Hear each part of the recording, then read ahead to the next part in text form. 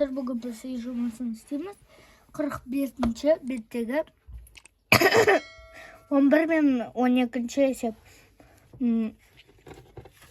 Ауданның өлшем бірліктерін кестесін пайдаланып салыстыр.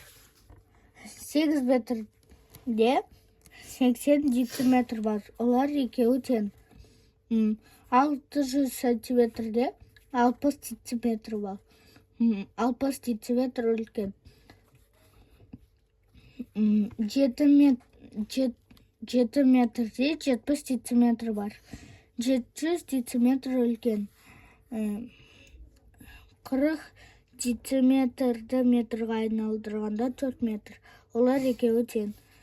90 сантиметрде 9 дециметр. Екеуі тең. 300 дециметр 3 метрден үлкен.